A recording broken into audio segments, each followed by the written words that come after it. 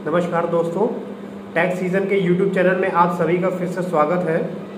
Friends, आज मैं बात करूंगा जीएसटी रिटर्न जो लोग नहीं फाइल करते हैं, जो लोग जीएसटीआर 3B और जीएसटीआर 1 को फाइल नहीं करते हैं, उन पर बेस्ट जजमेंट असेसमेंट किस तरह से किया जाता है, आज हम उसके बारे में डिस्कस करेंगे और उसके क्या क्या प्रोसीजर हैं उसके बारे में हम डिस्कस करेंगे। तो मैंने पेज खोल लिया है बेस्ट जजमेंट असेसमेंट का, मैं इसको पढ़ता हूँ और इसका मतलब भी समझाता हूँ। Best judgement assessment of non filers of returns, जो लोग अपनी रिटर्न नहीं फाइल कर रहे हैं उनके लिए बेस्ट जजमेंट क्या होता है।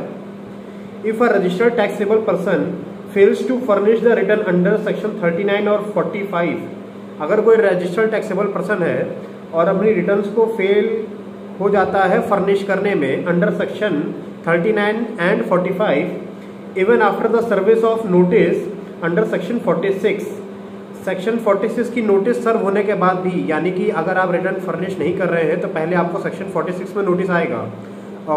अगर आप सेक्शन 46 के तहत भी रिटर्न अपनी फर्निश नहीं कर रहे हैं तो उसके बाद का क्या प्रोसेस है।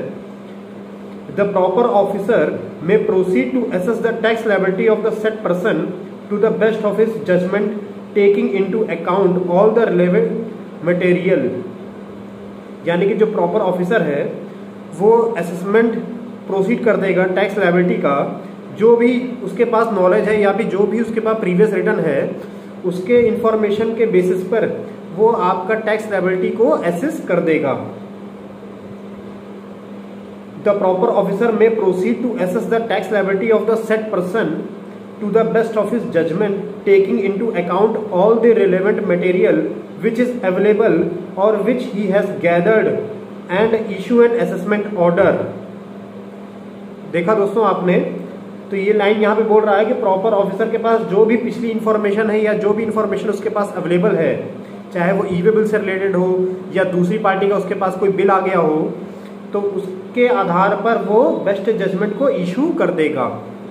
ऐसा बोला गया है सेक्शन 62 सबसेक्शन 1 के तहत, यानी कि पहले सेक्शन 46 में नोटिस दी जाएगी और उसके बाद भी अगर आप रिटर्न फाइल नहीं करते हैं तो section 62 subsection 1 of CGST act के तहत आपको टैक्स लायबिलिटी का असेसमेंट ऑर्डर इशू कर दिया जाएगा।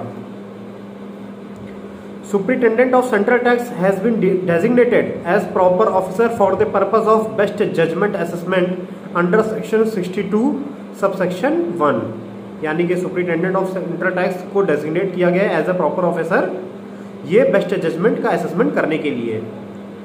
Where the taxable person furnishes a valid return with in 30 days of the service of the assessment order under section 62 subsection 1, यानी कि section 62 subsection 1 के तहत जो असेसमेंट ऑर्डर इशू हुआ है, अगर उसके 30 दिन के भीतर आप रिटर्न को फर्निश कर देते हैं, वैलिड रिटर्न को फाइल कर देते हैं, जीएसटीआर 3B या जीएसटीआर 1 को फाइल कर देते हैं, तो अब क्या होगा।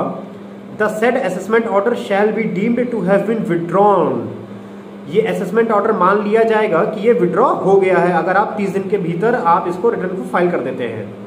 बट लेकिन एक कंडीशन इसमें लगाई गई है, but the liability of payment of interest under section 50 subsection 1 और payment of late fees under section 47 will continue.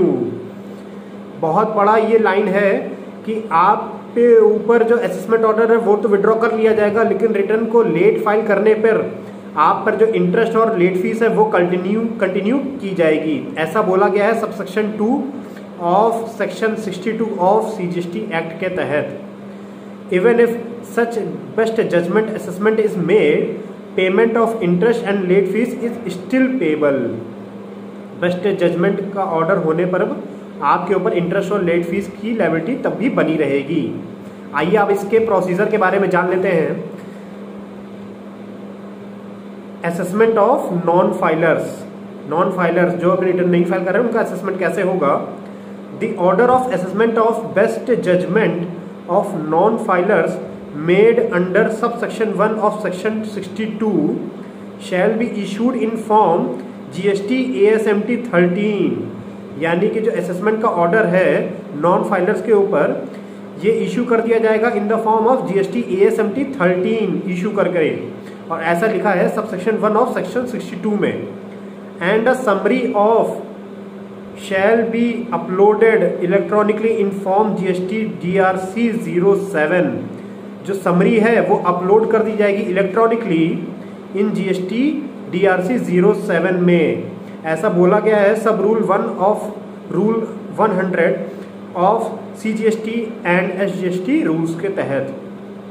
तो देखा दोस्तों, GSTR 3B और GSTR 1 फाइल ना करने पर दो तरीके से आपके ऊपर असेसमेंट ऑर्डर इशू किया जा सकता है। पहले सेक्शन 46 के अंदर नोटिस दी जाएगी आपको। अगर आप उस नोटिस के तहत भी रिटर्न फाइल नहीं करते हैं तो सेक्शन 62 में आपके ऊपर असेसमेंट ऑर्डर जारी कर दिया जाएगा और ये असेसमेंट ऑर्डर GST AS 13 के फॉर्म में इशू किया जाएगा और एक समरी अपलोड की जाएगी इलेक्ट्रॉनिकली GST DRC 07 के तहत। अगर आपको मेरी ये वीडियो अच्छी लगी हो तो इसको ज़रूर लाइक करिएगा, मेरे चैनल को सब्सक्राइब करिएगा। फर्दर वीडियोस को पाने के लिए आपको नोटिफिकेशन भी मिलते रहेंगे। Thank you so much.